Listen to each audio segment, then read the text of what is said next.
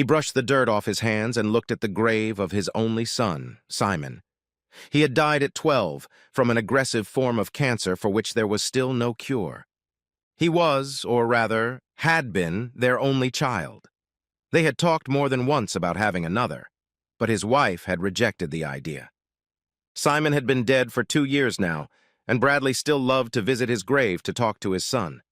After Simon's death, his relationship with his wife never improved. Bradley wanted them to go to counseling, but her? She'd been so against it that he'd given up on the idea. And now? Bradley felt like he knew the truth. He knew why his wife had never wanted another child and why she had rejected counseling, and he realized that the problems were much deeper and older than he had realized. Bradley listened to the tape of the party and felt cold, even though it was the height of summer. He knew things were bad between him and Jill. She had been weird for years, but in the last 6 months or so, she had gotten even weirder. She started criticizing him, finding faults in him, and deliberately starting fights over nothing. Eventually, she sat him down at the kitchen table and paced the room as if she felt worked up. Her mood was strange, but she seemed much calmer than she had been lately. "What's wrong, Jill? You've got something on your mind." She turned to face him. "Bradley, you and I haven't gotten along for a long time, and I think it's time for a trial separation." He felt his stomach burn with acid. "When are you leaving?" She looked shocked. "Oh, honey, I thought it was time for you to leave.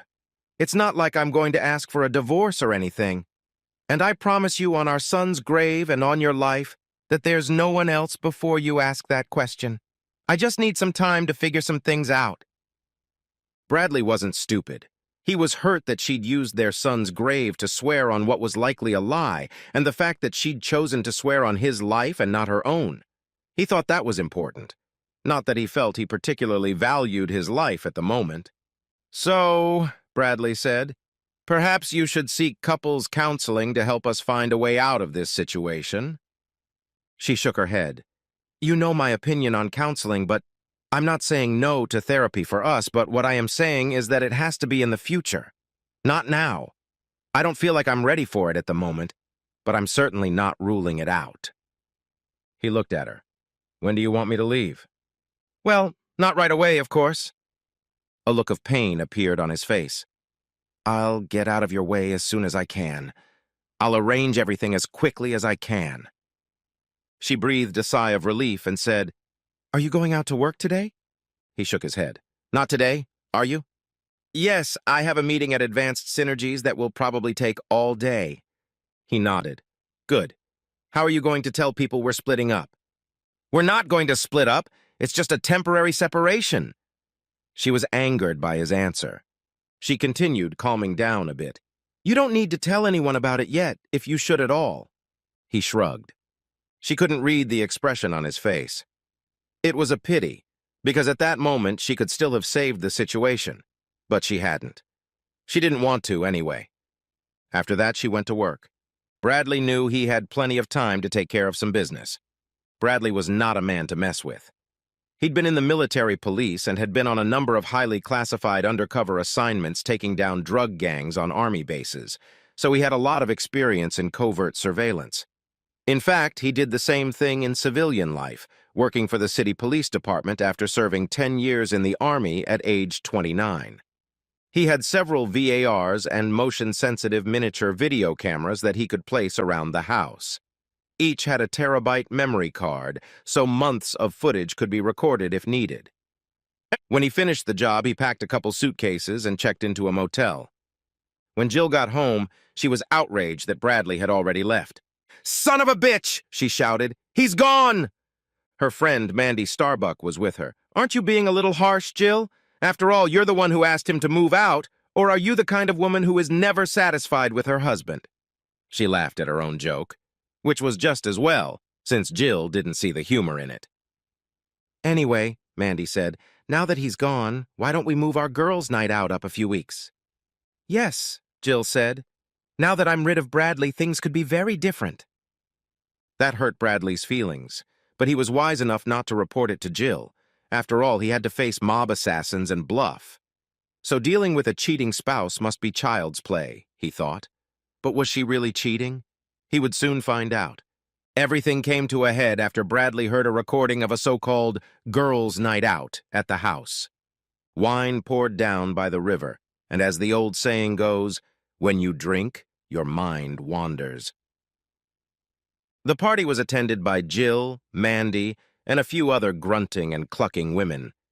Bradley learned that Jill had been cheating on him for the past 5 years, with several lovers, and one of her lovers was a very wealthy businessman from South America. He had arranged for Jill to fly on his private jet nonstop to Rio. The women mocked Bradley, but it was Jill who got the worst of it. And he had no idea about any of my lovers. They laughed and cackled like witches. Bradley listened to the rest of the tape in utter despair. There was nothing he could do. Wait a minute. Yes, he could. It would make him out of reach of Jill and her lovers. He visited Simon's grave. Don't worry, son. I'll be with you soon. We'll be together again. He knew Jill would be at work, so he was able to stop by the garage of their house, he no longer considered it home, and pick up everything he needed. Bradley drove his car to a secluded semi-rural spot on the outskirts of town, away from the road. Sobbing at what he was doing, Bradley put a long piece of rubber tubing from the exhaust pipe into the car. He turned on the engine and let it idle while the deadly carbon monoxide fumes did their work. Bradley's last words were, "I'm sorry, Simon. I'm so sorry, my boy.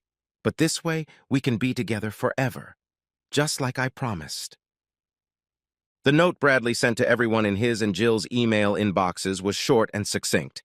You took an oath on Simon's grave and on my life that you wouldn't cheat. But you cheated, and I'm honoring your vow. Goodbye, Jill. I loved you, Bradley. After the funeral, many of Jill's friends dropped her like hotcakes. After all, cheating on her husband is bad enough, but hurting him so badly that he thought suicide was the only way out? And the mothers in her group of friends were very concerned about the fact that she had taken a solemn vow on her son's grave, even though it was a brazen lie. Jill decided to accept her lover's proposal and traveled with him to South America. After the first phone call upon her arrival in Rio, Mandy had not heard from her, though she promised to keep in touch. But life for the English meretress in Rio is as shitty and brutal as you'd expect. But a white American woman? Some rich South American men willing to pay a lot for her services. The payback was a bitch.